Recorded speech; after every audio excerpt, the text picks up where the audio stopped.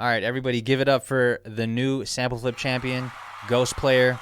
Guys, again, we do this every single Friday. Welcome back to my YouTube channel. Today we're going to be doing a breakdown of the beat I made to win Chris Punsalan'S beat battle sample flip Friday challenge. If you haven't checked out Chris Punsalan'S channel, I highly recommend him. He's a great YouTuber, great producer. This video is going to be about what I did to make this beat in an hour. So without further ado, let's get into the video. So here we are in Ableton. The way that this challenge works, everybody had 1 hour to take a sample and chop it up, do whatever they want with it, and make some kind of beat. Let me just get the sample real quick so you guys can hear what it sounded like originally.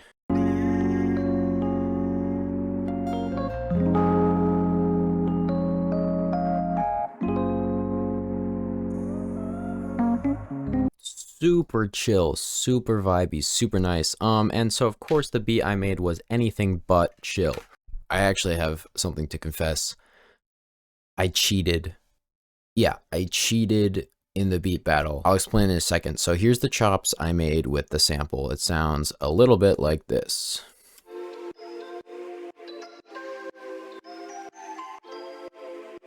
But what I did was I actually already had something laid down before the start of the challenge. Before the challenge, we had about 20 minutes where Chris was just hanging out and talking. I thought that would be a good time to get some practice in. So I went in and I was like, ooh, I'll use one of the samples from Chris's pack to practice with, just because, you know, I thought it'd be a good way to get some ideas flowing in terms of, you know, different drums I might want to use for the actual challenge. I happened to use this Blossom sample in my practice, so when he started the challenge, I had already spent 10 minutes coming up with this drum beat right here and chopping this sample and putting this sidechain on it. So I already had this chop made before this challenge actually started, so I kind of feel bad. But at the same time, I had no idea this was going to be the actual sample he used, so I figured, you know what? Might as well use it. I already kind of had an idea of where I wanted to take this. So that's pretty much what I had at the start of the challenge. So then I was like, all right, where do I want to take this? The first thing I did was I made this bass line, and I probably spent about 10 minutes or so coming up with this bass line that sounds like this.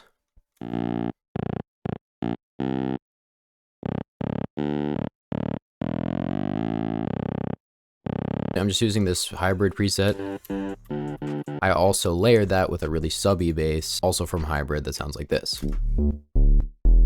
I wound up grabbing this supersaw preset that I've made in Vital, and supersaws are kind of this big sound that often gets used for chords in EDM music. So this preset sounds like this.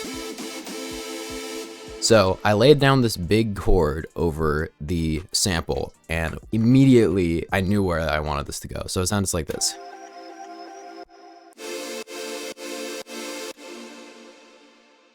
And the second I heard that, I was like, oh my God, we've got something here. And I knew what I wanted. I wanted to have a crazy lead on top of this. So I grabbed this lead one shot from a Cymatics pack, which sounds like this. It has this nice slide.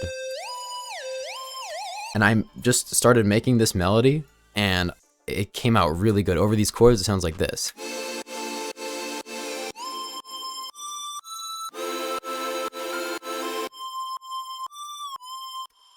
I made this drop section, and the drop pretty much originally sounded like this.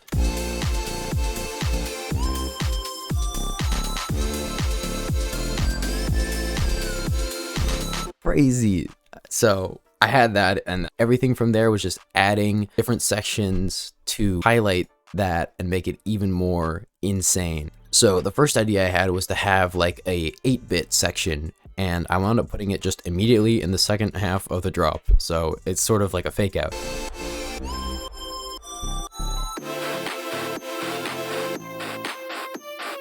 So it doesn't quite drop in the way you're expecting. And the way I did that is I basically just added a redux on every single track and had it just automate on for those 2 bars. Totally like weird switch up right there. And then I had just this more like hype building section, and I added in this riser before the drop.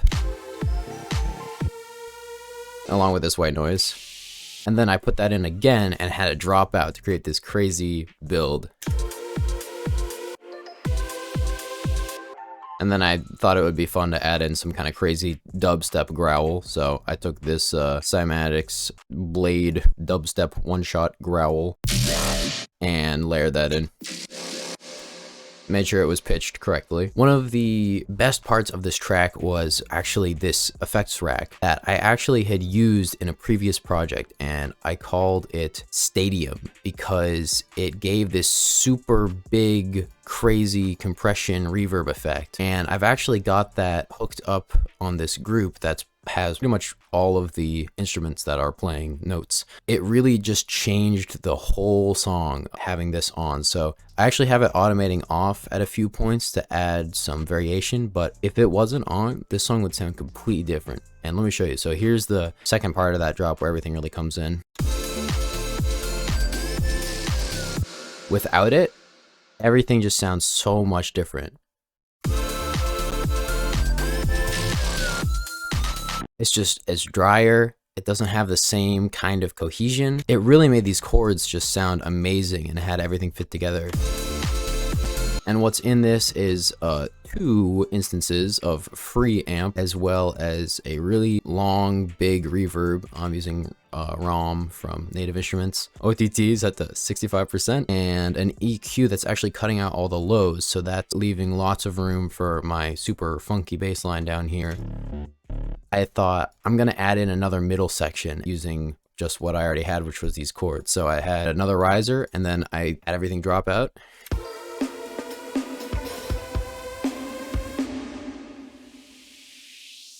And then went into this, which was just the same chords from the drop, but with some added lead notes. And then keep going up, and then put in the sidechain, and then this impact that I used in the drop already. And then we just went right back into it, and I added in this little like stutter effect manually by chopping the sample that sounds like this.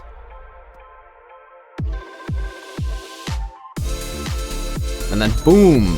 Right into the drop, just like that. I don't know, something about this sample really just inspired me. And then yeah, the last thing was I had a ton of different automation things. Like I had this stadium effect coming in and out. Yeah, that's pretty much everything I did. Oh, one more thing I almost forgot. I actually had time, Chris actually did remark on this in the stream. He said that I had the loudest mix. I actually had time to put on my mastering chain, and I have this really simple mastering chain that I use on most of my songs. That's just 3 plugins, a soft clipper, and I always bring down the threshold. I have ozone, which is just gonna do a little bit of EQ. It's gonna make things a little bit wider. I always set that around 20 just to give it some extra width, and it's gonna have this compressor on, which will basically just bring up the overall level. You can see we're adding another couple dBs, and then Loud Max, which I found out about recently. It's a free mastering limiter. Well, it's a limiter, but it works really well for mastering. It's super transparent and it just gets everything smashed to the ceiling. So with that on, we're hitting 0 very nicely.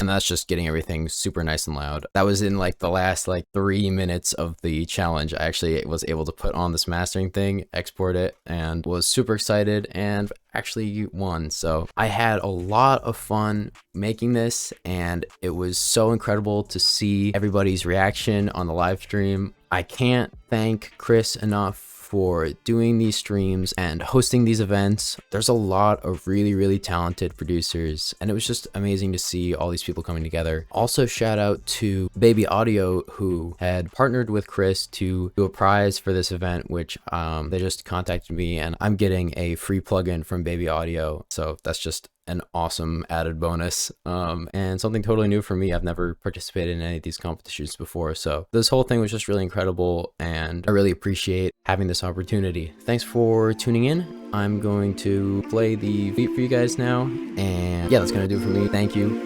Peace out.